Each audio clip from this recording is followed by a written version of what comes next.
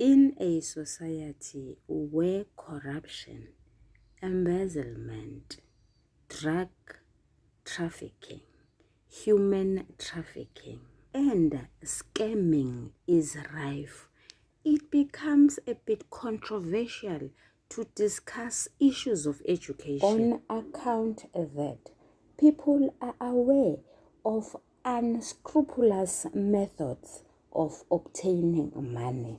Sanibonani balingani mabhungu namatshitshi, igama lami nguSpooky N isiZulu. Namhlanje senza umbhalo obuciko obizwa ngokuthiwa uju lwezinkondlo. Ubhalwe ngu-N.A. Mahaye no-Z.E. Sithole. Sizovula ekhasini lesithupha. Sithole inkondlo osihloko sayo sithi izinxabo zomnyezane. Asizukuyifunda kodwa sizogxila ekutheni imibuzo emide iphendulwa kanjani. Ngaphambi kokuthi siqalise, abafundi bangakhohlwa ukuthi imibuzo emide enkondlweni, izinkomba zokuhluza inkondlo, izimpawu zokuhlaziya ziyisithupha. Ungeke wakwazi ukuphendula nanoma yimuphi umbuzo enkondlweni uma ungazi ukuthi uyini umqondo osobala waleyo nkondlo. Leyo nkondlo ikhuluma ngani, imayelana nani. Nakhona lapho ukufika ekutheni inkondlo imayelana nani, ukufika kulowo mqondo osobala wenkondlo, udinga ukuthi ucubungule amagama asetshenzisiwe noma akhethwe imbongi ngalinye ukuthi achaza ukuthini. Lokho sikubiza ngokukhethwa kwamagama. Yilokho kwenza ukuba ukwazi ukuphendula nanoma yimuphi umbuzo. Kungaba umbuzo omfushane noma umbuzo omude. Yini ebalulekile uma ngabe uphendula umbuzo omude wenkondlo? Kufanele uwahlukanise lo mbuzo kathathu. Kube nesingeniso, umzimba nesiphetho. Ngokwamanje kufanele uchazekane ngokusebenzisa igama lesiNgisi elithi pill. U-P ka-pill umele u-point of departure, u-E umele u-explain, u-E wesibili umele u-evidence, u-L umele u-link. Hawu, kuhlangana kanjani lokhu? Kanye nesingeniso nomzimba nesiphetho kuhlangana ngale ndlela. U-P ka-pill umele u-point of departure njengoba sichazile phambilini. Lokhu kuchaza ukuthi uqalaphi, uqala kanjani. Uqala ngokuthatha uhlangothi. Njengoba wenza uma kade ubuzobhala indaba edazinkani noma indaba eqophisayo. Ubusuthatha u-E. U-E u-explain. Yilapho uchaza khona amagama asetshenzisiwe kulowo mbuzo. Lokhu kuchaza ukuthi usuqedile ukungenisa. Kuchaza isingeniso sakho. Uzokweqa umugqa ngoba usuzoqalisa umzimba. Umzimba wakho wakhiwa iletha eyodwa kuphela, u-E ka-evidence. Lapho you give evidence of what the poem postulates. Uye embhalweni wobuciko, uyocaphuna izibonelo eziseka lokho okhuluma ngakho. Ukuchaza-ke kuyoba kude. Buka nje le nkondlo inamabinza amathathu. Kusho ukuthi usazobhala okwangempela. Musuqedile lapho, usuthatha u-L. U-L uyalinka, uxhumanisa isingeniso nesiphetho sakho, uveze uvo lwakho. Le nkondlo imayelana nani?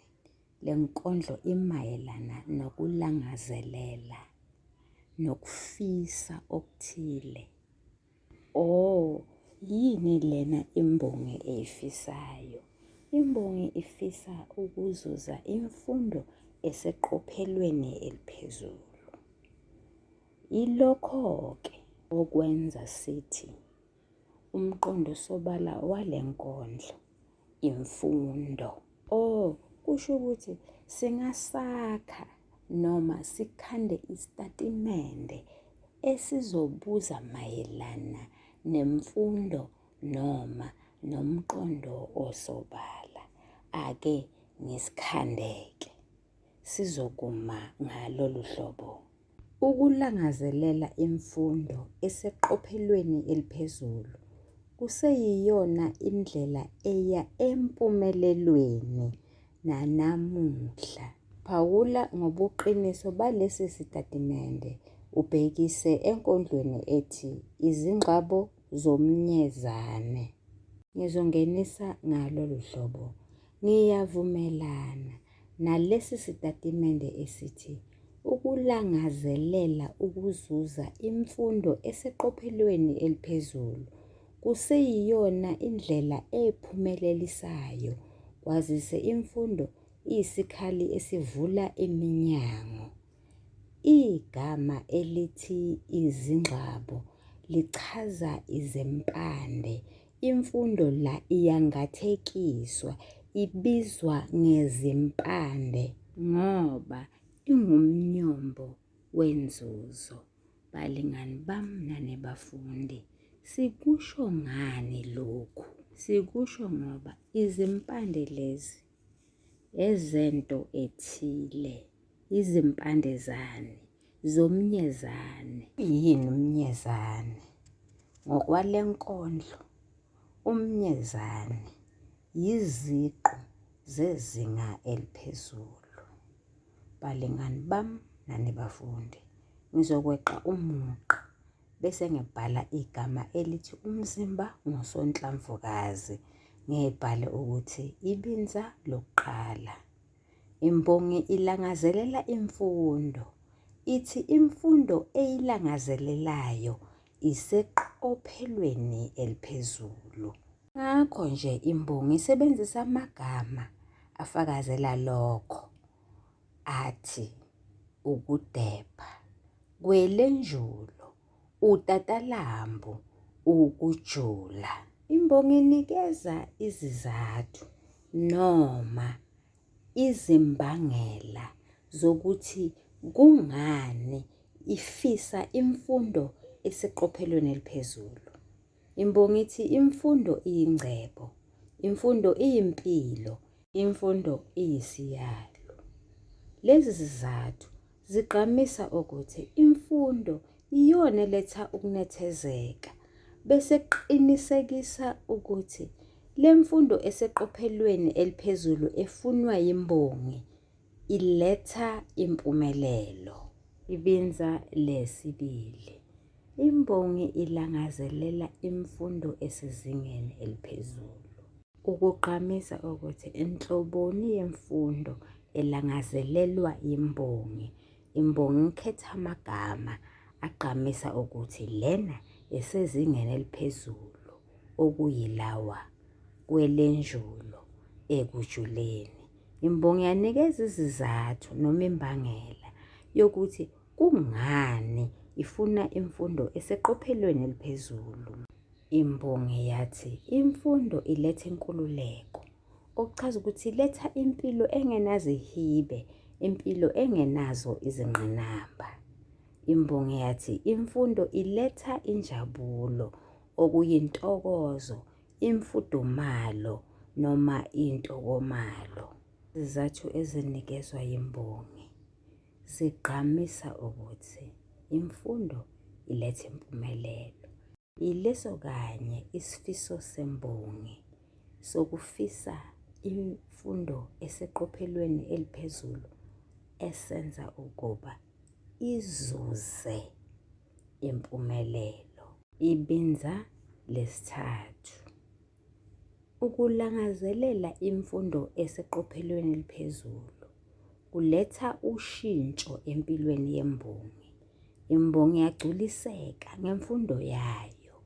Imbongi ithi ingqondo yayo iyakhalipha, kwazise ingqondo yembongi ivunula ngohlaza. Imbongi ithi iliqhawe ngoba uma isifundile iyavunuliswa, ukukhombisa ukuthi sekukhona inguquko empilweni yayo. ivunuliswe okweqhawe. Imbongi ithi imfundo ayipheli, yingakho nje ingase yuphinde yome. Imfundo ifana namanzi agobhoza njalo nje. Abazukulu bembongi nabo bayahlomula.